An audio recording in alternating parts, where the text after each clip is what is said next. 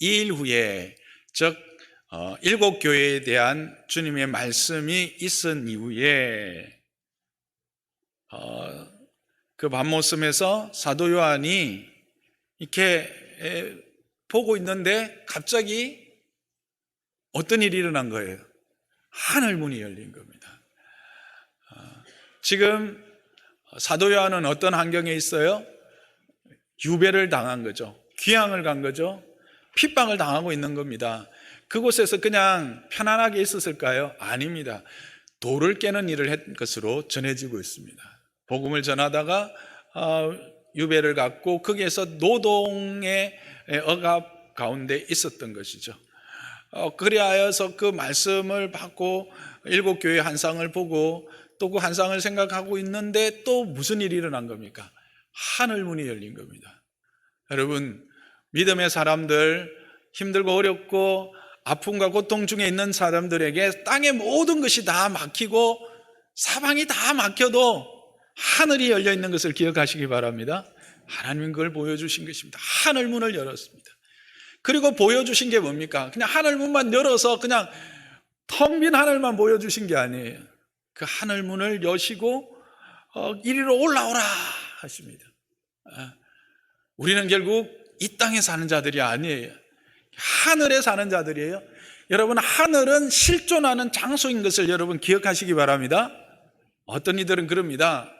천국은 그냥 우리의 상상 속에서, 우리의 관념 속에서 존재하는 그 어떤 것이고, 그래서 우리가 그것으로 그냥 마음에 이 땅에 살아가면서 위로를 얻게 하는 추상적인 개념이지 실존하는 것은 아니다 라고 헛소리를 하고 있습니다. 어떤 사람들, 특히 목사라고 하는 사람들 중에서도 그런 소리를 하고 있는 분들이 한두 분이 아닌데, 여러분, 성경은 분명히 장소적인 의미로 실존하는 것으로 우리에게 전하고 있는 것을 여러분 믿으시기 바랍니다. 그곳이 하늘입니다.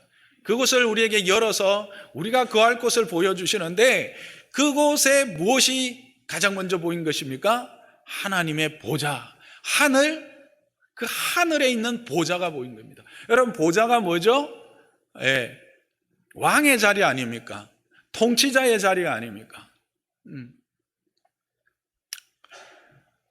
무엇을 우리에게 말씀하시고자 하는 겁니까? 지금 이 사도 요한과 그 요한으로부터 말씀을 받는 믿음의 사람들은 지금 누가 왕으로, 누가 그들의 통치자로 서 있습니까?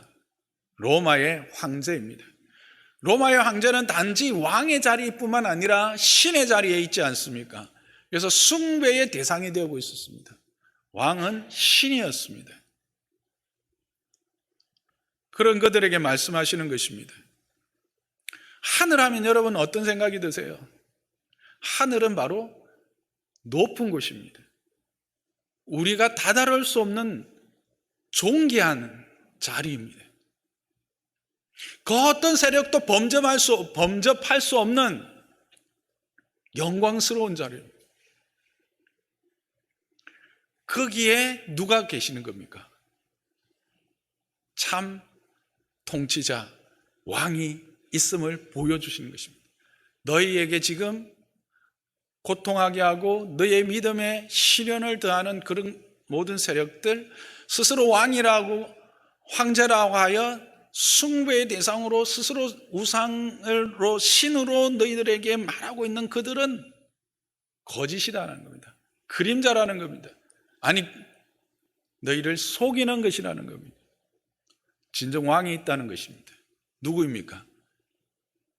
하늘에 계시는, 하늘 보좌에 앉으신 하나님이라는 겁니다.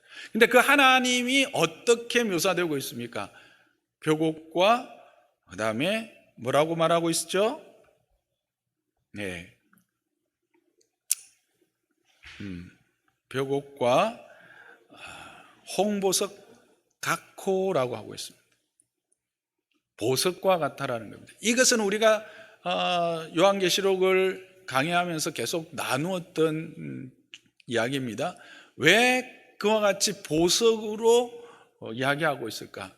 가장 아름답고 가장 영광스러운 모습을 표현한 겁니다. 그것이 아니고는 어떤 것으로 표현할 수 없는 그만큼 가장 가치 있고 가장 아름답고 가장 영광스러운 모습으로 있는데, 그 같고라고 하는 것은 뭘까요? 그것이 벽옥과 홍보석이라는 것입니까? 아니면 그와 같은 형상 모양이라는 겁니까? 모양이라는, 형상이라는 것이죠. 근데 여기서 모양이라고 하는 이 단어도 그냥 우리가 생각하는 어떤 형상을 이야기하는 것이 아니라 영감된 모습, 양상, 어떤 뚜렷하게 막 이렇게 그려지는 것이 아니라 전체적인 어떤 양상을 이야기하는 겁니다. 그러니까 홍보석 같고 벽옥 같이 빛나는 광채로 존재하시는 겁니다.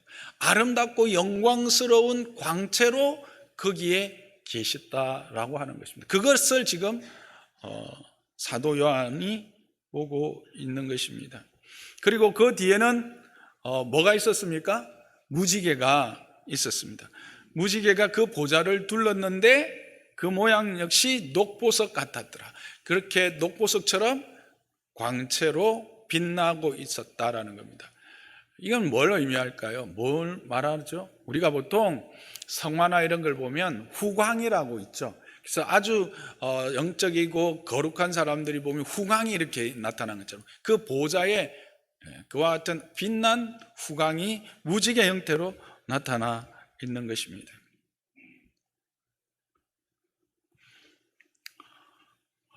우리는 여기서 이제 질문을 하게 됩니다.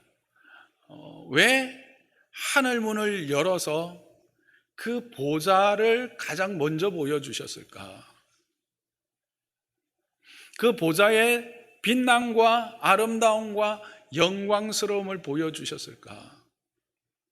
첫째, 우리가 생각할 수 있는 것은 지금 고난을 당하고 있는 그 믿음의 사람들에게 분명한 메시지를 주는 것이죠. 앞에서 우리가 확인했듯이 누가 참 왕인가 하는 것을 말하고 있다는 것입니다.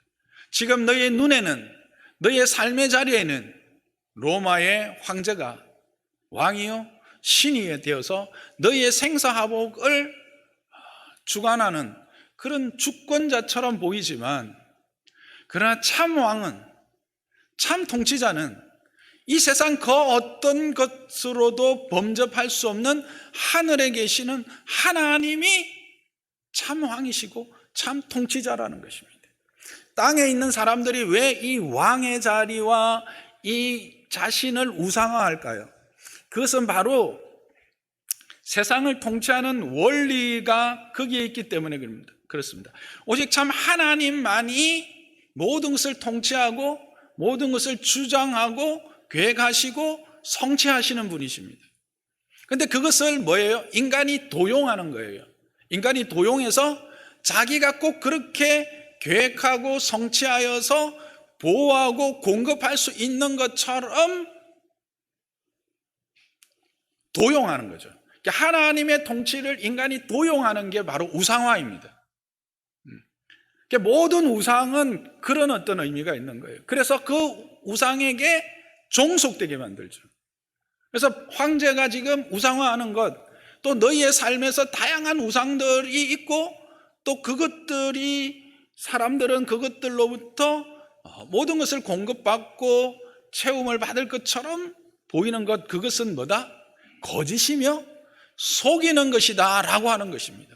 오직 참 왕, 참 통치자, 모든 것을 계획하고 성취하며 이루는 왕, 그리하여서 너희로 하여금 이 영광스러운 이 복되고 아름다움의 하늘을 함께 소유하며 누리게 하고 함께 이것을 줄 수 있는 존재, 그것은 바로 이 삼위 하나님, 이 보좌에 앉으신 분, 그 유일하신 하나님, 그 한 분, 그분밖에 없다라고 하는 사실을 말씀하는 겁니다. 그러므로 뭐라 하다고요? 흔들리지 말라는 거예요. 이들이 얼마나 흔들렸겠습니까?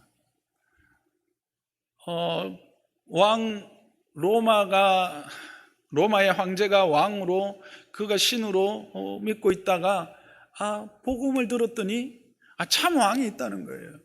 창조주 하나님이며 그분은 전능자시고 그분은 우리를 사랑해서 우리가 이 죽음과 이 고통과 이 병과 이 모든 갈등의 슬픔 안에 있는 것을 그냥 두고 보실 수 없어서 자기 아들을 보내어서 십자가에서 죽게 해서 이제 그것을 믿는 자들에게 다시 그 에덴의 복, 하나님의 형상으로서의 복됨을 주시겠다고 한 거예요. 그걸 들으니까 정말 그 하나님이 내 하나님으로 믿어지고 그 하나님을 따라가고 그렇게 살아가려고 결단을 한 거죠. 그런데 말씀을 들을 때는 어떻습니까? 정말 그런 것 같고 그분이 많이 나의 삶의 참 주인인 것 같던데 밖에 나가면 로마 황제가 진짜 주인인 거예요. 나에게부터 세금도 걷어가고 나의 삶을 가라 하면 가야 되고 오라 하면 와야 되고 바치라 하면 바쳐야 되고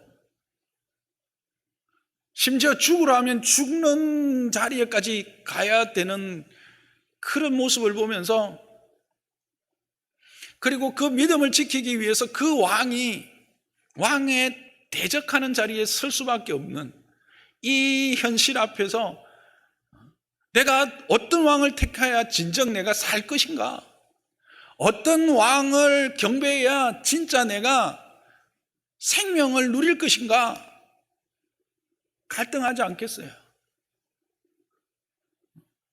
그런 그들에게 분명히 말씀하는 겁니다. 잠시 있다가 사라지는 안개와 같은 삶을 주장하는 그들이 왕인 것 같지만 그들은 속이는 것이다라는 겁니다. 거짓이라는 겁니다. 나의 통치를 도용한 것뿐이라는 겁니다. 진정 너희를 통치하고 너희의 모든 것을 주장하고 주관하고 그 모든 것을 성취하는 이는 바로 이 하늘에 있는 보좌의 주인인 나 여호와다. 오직 하나님만이 유일한 통치자다라고 하는 것을 말함으로 그들의 믿음을 굳게 하고 흔들리지 않게 하고 또 그 믿음을 걸어갈 수 있도록 힘을 주고 위로하기 위해서 이 말씀을 우리에게 주신 것이죠. 그것이 믿음의 걸음, 또 종말을 앞에 있는 종말에 대한 기대를 가지고 종말을 살아가는 말세를 살아가는 성도들에게 가장 필요한 것이 뭔가, 가장 우선되는 것이 뭔가, 누가 왕인가, 누가 참 하나님인가 라고 하는 것에 대하여 분명해야 된다는 겁니다. 이것에 흔들리는 것, 이것이 분명하지 않는 자들에게는 이 종말이 무슨 의미가 있겠느냐 하라고 하는 겁니다. 이 종말이 참으로 기대되고 소망되기 위해서는 이것이 분명해야 된다는 겁니다. 여러분의 왕은 누구입니까? 여러분의 통치자는 누구입니까? 오늘을 살아가는 우리들에게는 이 당대에 말씀이 처음 주어졌던 그때와는 다르게 왕도 없고 우리를 억압하는 어떤 그런 권세나 세력도 없습니다.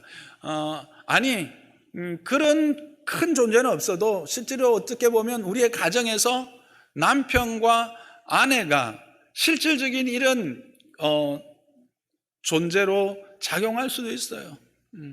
온전한 믿음의 걸음을 걸어가게 하는 것에 보이지 않는 걸림돌이 되고 보이지 않는 억압자가 되고 보이지 않는 주인으로 행사할 거예요. 그래서 갈등하게 되죠. 교회 오게 되면 하나님이 왕이구나.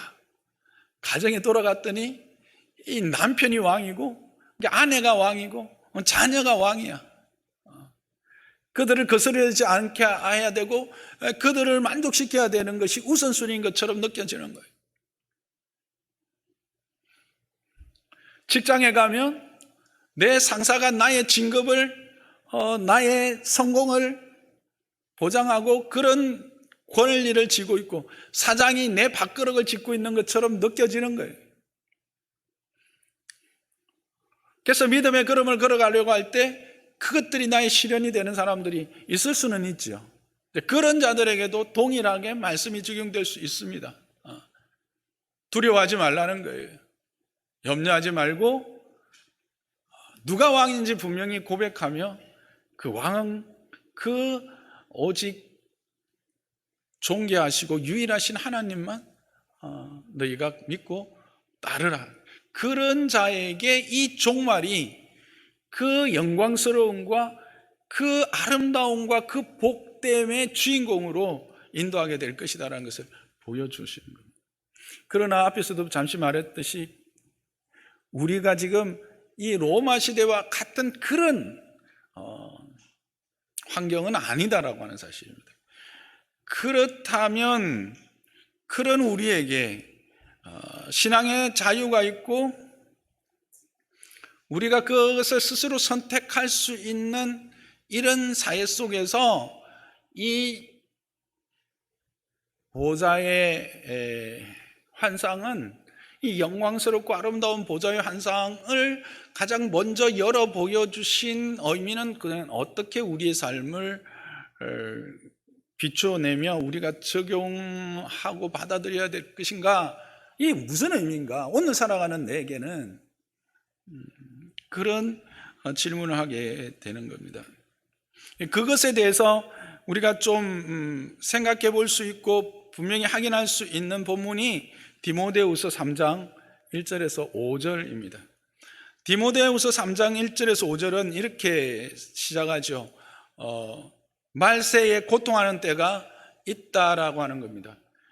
그러면 그때의 특징이 뭐냐면 사람이 자기를 사랑하고 돈을 사랑하고 자랑하고 교만하며 비방하며 부모를 거역하며 감사하지 아니하고 거룩하지 아니하며 무정하며 원통함을 풀지 아니하고 모함하며 절제하지 못하며 사나우며 선한 것을 좋아하지 아니하며 배신하며 조급하며 자만하며 쾌락을 사랑하기를 하나님 사랑하는 것보다 더한 그런 존재인 것이 분명히 드러나게 된다는 겁니다.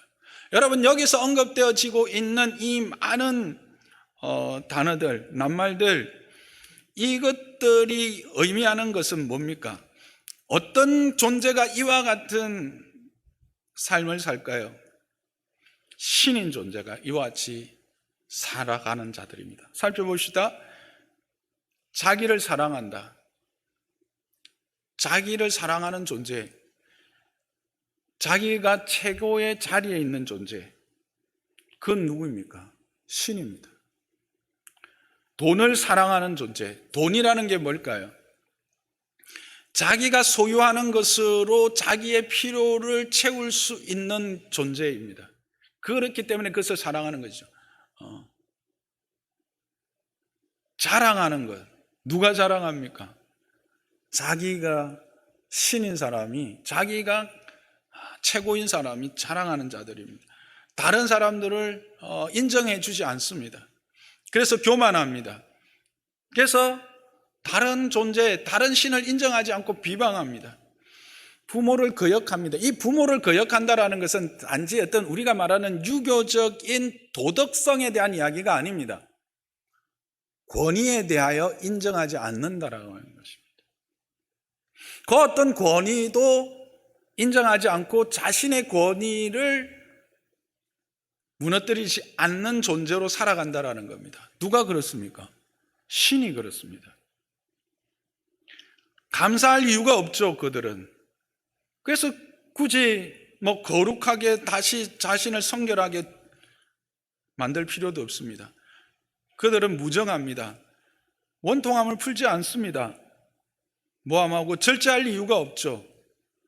스스로 신이니까 사나웁습니다. 배신하고 조급하고 결국은 쾌락 사랑하기를 하나님 사랑하는 것보다 더 합니다. 자신의 쾌락을 위해서 모든 것들을 이용한다라는 겁니다.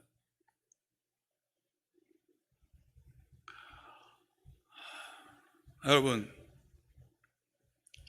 이 본문에서 말하는 이 모든 것들, 이 모든 것들은 바로 자신을 신으로 생각하는 사람의 특성을 적은 것들입니다.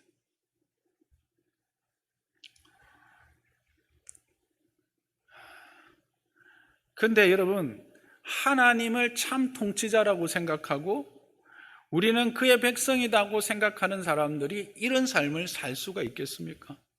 여러분, 우리가 누군가를 용납하고 겸손하고 인정하고 그 권위 앞에 순종하는 이유가 뭡니까? 그들이 그런 모든 것들을 받을 수 있는 온전하고도 자격이 있는 자이기 때문에 우리가 용서하고 용납하고 겸손하고 또 부모에 대하여 또 어떤 권위에 대하여 순복합니까? 아닙니다. 하나님의 말씀이기 때문에, 하나님의 선하신 우리를 향하신 하나님의 의를 행하라고 하는 말씀에 근거해서 하는 것이죠. 자격이 있어서 우리가 행하는 일에 받을 만한 자격이 있어서 행하는 게 아닙니다.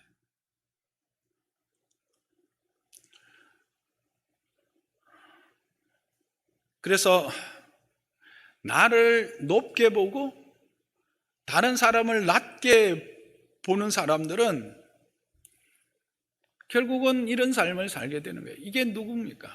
자기를 높게 보는 자기가 신인 사람이.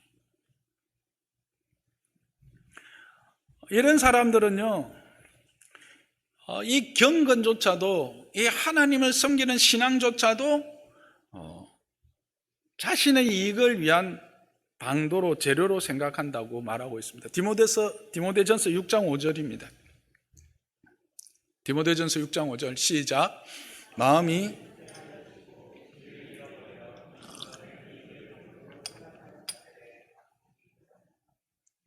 마음이 부패하여 지고 진리를 잃어버린 그들은 어떻게 한다고요? 경건을 이익의, 자신의 유익의 방도로, 재료로 생각하는 거예요. 그래서 다툼이 일어나는 거예요.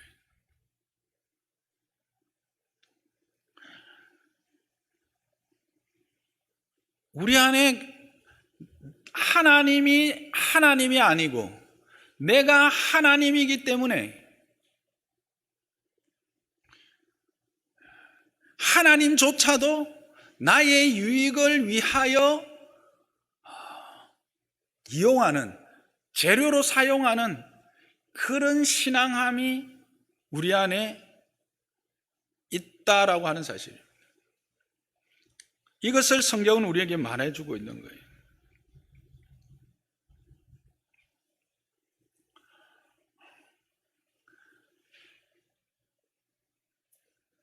왜? 내가 신이기 때문에.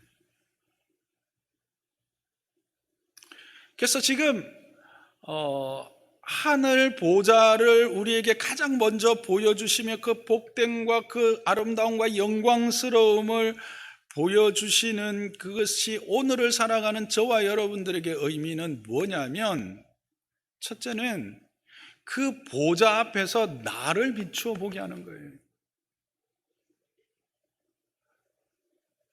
나의 신앙함의 자리가 진정 그 하나님만이 유일하신 하나님인가? 유일하신 왕인가? 유일하신 통치자로 내가 받고 있는가를 묻고 있는 거예요. 왜? 그것이 되지 않으면 다가오는 이 종말은 영광스럽고 복되고 참으로 충만한 것이 아니라 오히려 거역하며 대적한 자들을 향한 하나님의 진노가 되기 때문에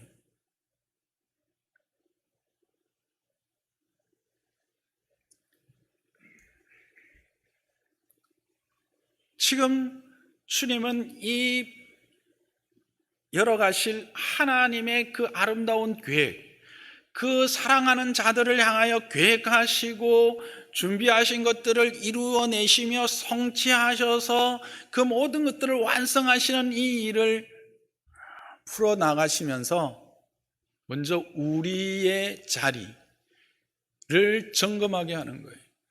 힘들고 어려운 환경 가운데 믿음을 지키는 자들에게는 위로와 격려와 힘을 주시는 것과 동시에 모든 오고 오는 세대들 가운데 이 종말의 자리에서, 종말의 시간, 이 마지막 시간에서 너의 믿음의 자리, 너의 지금의 자리는 어디에 있느냐라고 하는 겁니다. 세상이 너의 주인이냐? 너 자신이 너의 주인이냐? 그것으로는 이 종말 앞에 설 수 없고, 이 종말 앞에 선다고 할지라도 이 영광스러움이 너 것이 될 수가 없음을, 오히려 그것이 진노의 대상이 되어서 그 두려움 안에 고통 가운데 있을 수밖에 없음을 말해주는 양날의 검과 같은 거예요. 저와 여러분은 이 말씀 앞에서 우리를 분명하게 확인해 보는 자들이 되기를 주님의 이름으로 축복합니다.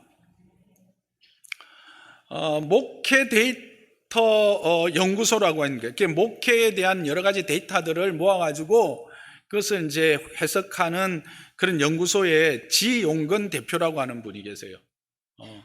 그분이 이제 팬데믹을 끝내고 이제 엔데믹 시대에 교회가 앞으로 어떻게 될 것인가, 어떤 교회가 건강한 교회일까, 이 연구를 하던 중에 왜 사람들이 교회를 떠나가, 특히 젊은이들, 20대, 30대 젊은이들이 교회를 떠나는가 하는 이유를 이제 설문조사를 했어요.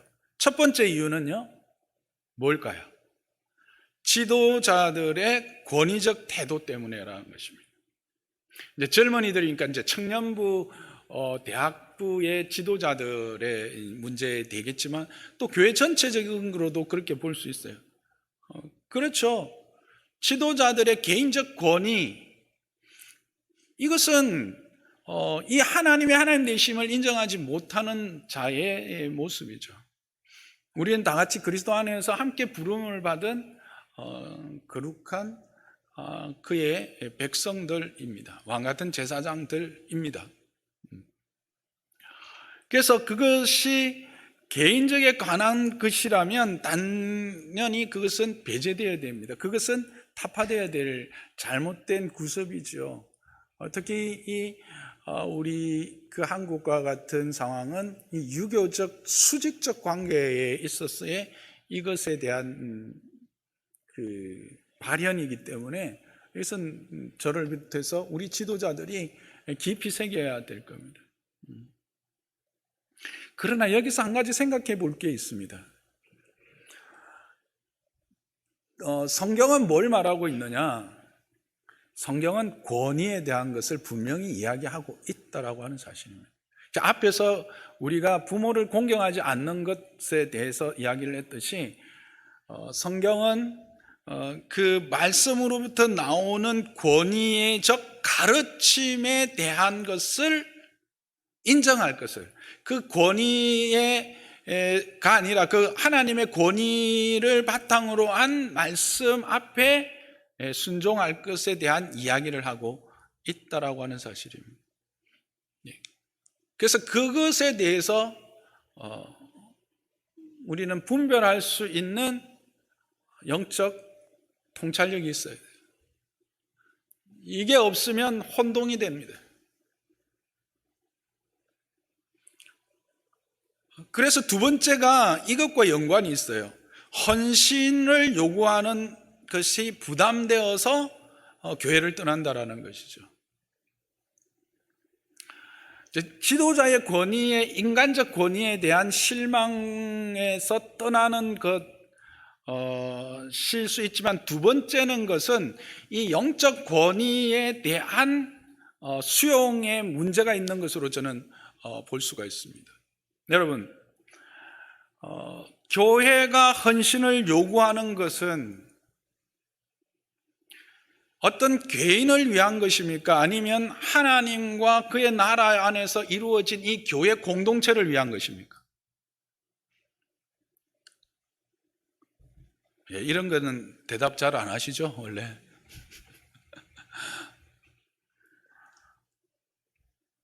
여러분, 헌신이 뭡니까? 무엇을 헌신하라고 말합니까? 시간을 헌신하라고 합니다. 헌신에 있어서 가장 기본적인 것은 시간이요, 우리에게 주신 바, 우리가 가지고 있는 재능입니다. 근데 이 시간의 주인은 누구입니까? 재능은 누가 주셨습니까? 또 무엇에 대한 헌신을 이야기합니까? 물질에 대한 헌신을 교회는 분명히 이야기합니다. 이것이 부담이 된다라는 것은 무엇 때문일까요? 내 것이라고 생각하기 때문에 그렇습니다. 내 시간을 요구하고, 내 재능을 요구하고, 내 물질을 요구한다라고 하는 것, 그래서 부담이 되는 겁니다.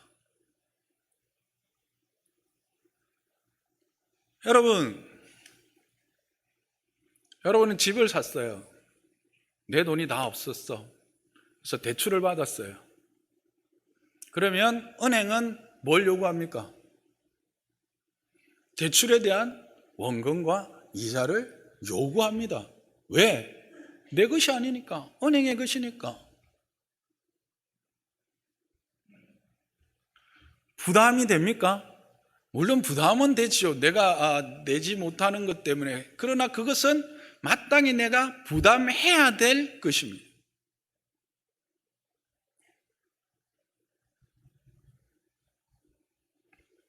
여러분의 주인이 누구입니까? 여러분입니까? 은행입니까? 대한민국의 대통령입니까? 여러분의 시간의 주인이 누구입니까? 여러분이 가지고 있는 재능의 주인이 누구입니까? 여러분의 물질의 누구입니까? 누구의 것입니까?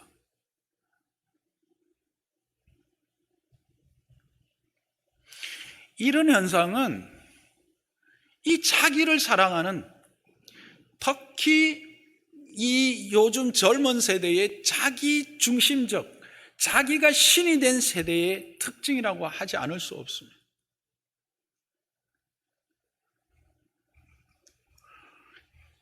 참 하나님은 그분만이 진정 나의 주인이고 그분만이 나의 왕이라면 감히 생각할 수 없는 것이죠. 그렇다면 뭐가 문제일까? 첫째는 교회가 그들로 하여금 참 하나님이 누구이며 내 소유의 모든 것이 어디로부터 오는지를 분명히 가르치지 못한 지도자들의 책임입니다.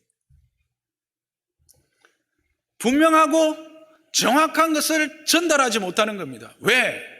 부담이 될 것 같으니까. 괜히 시간 헌신을 요구하고 재능을 요구하고 물질을 요구하다가 다음 주에 안 보일까 봐서.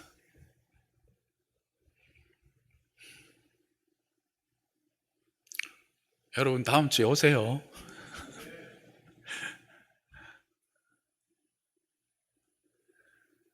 하나님은 우리의 주인이십니다. 그것을 지금 분명히 말씀하고자 하는 겁니다.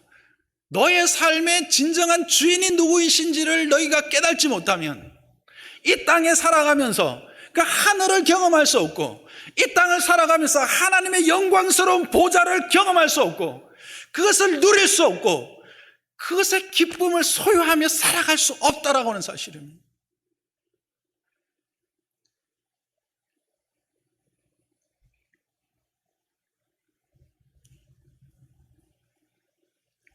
지금 보좌를 통하여 하나님께서 요한에게 보이시려는 것은 무엇이냐? 기본적인 관점으로 누가 너의 주인이냐? 누가 너의 하나님이냐?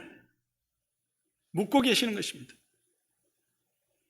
무엇을 기준으로 너희는 살아갈 것인가? 이런 문제를 제쳐두고 우리가 종말이 어떻게 될지를 논할 수 있겠습니까? 이런 것을 제쳐두고 우리가 종말을 논하는 이유는 뭘까요? 그 종말이 오기 전에 내가 하고 싶은 대로 다 하고 종말 맞겠다는 거 아니에요? 사람들이 왜 종말의 날짜에 그렇게 관심이 많죠? 그날 되기 전에 실컷 내 마음대로 내가 가진 거 다 써보고 내가 하고 싶은 거 다 하다가 그날 올 때 그때 딱 주님 만나고 싶은 거예요.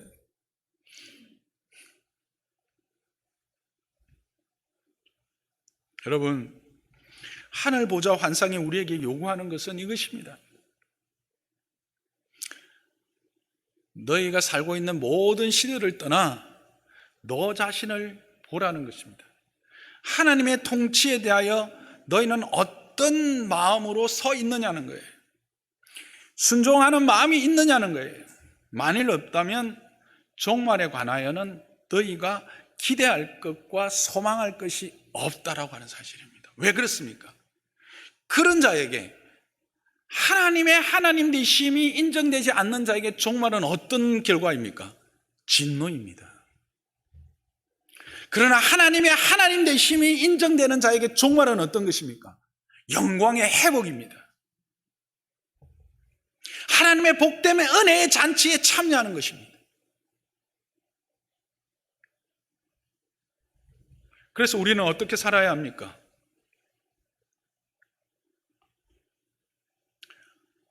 디모데전서 6장 11절에서 19절일 그것을 잘 말하고 있습니다. 이렇게 시작합니다. 오직 너 하나님의 사람아. 여러분, 이거 딱 들으면 그냥 쭈삣 서지 않습니까? 하나님이 우리를 향해서 너 오직 하나님의 사람아, 너는 나의 사람이다, 너는 내 것이다 말씀하시는 거예요. 세상은 우리에게 말합니다.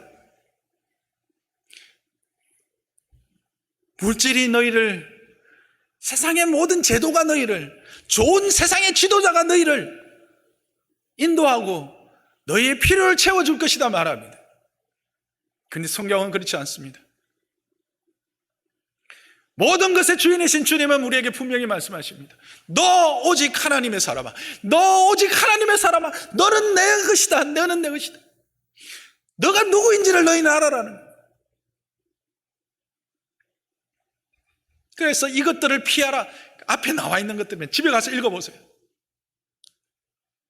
세상 것들을 피하고 세상이 주장하고 세상이 말하는 것들에 대해서 너희는 떠나라는 것입니다. 그리고 너희는 의와 경건과 믿음과 사랑과 인내와 온유를 따르라고 말씀하고 있습니다. 그러면서 믿음의 선한 싸움을 싸우라고 합니다. 믿음의 선한 싸움에는 피 흘림이 있을 수도 있습니다. 힘듭니다. 때로는 고통이 따를 수도 있습니다. 그러나 그것을 싸울 때 영생이 우리에게 주어지는 것입니다. 그 선한 싸움을 싸워서 영생을 취하는 자들이 되기를 주님의 이름으로 축복합니다. 이를 위하여 네가 부르심을 받았다라고 하는 것입니다.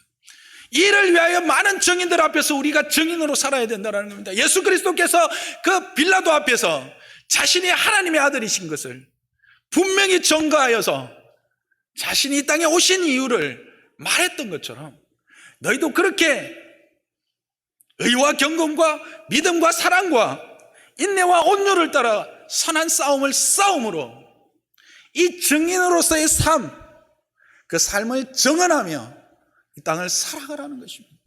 그게 바로 종말을 기대하고 종말을 소망하는 자의 삶이라고 주님은 우리에게 오늘 이 보좌를 통해서 그 영광스럽고 그 존귀하며 모든 만물이 찬양하게 하는 그 보좌를 통해서 우리에게 말씀하고 계시는 것입니다. 사랑하는 성도 여러분, 우리가 이 삶을 사는 자들이 되기를 주님의 이름 축복합니다.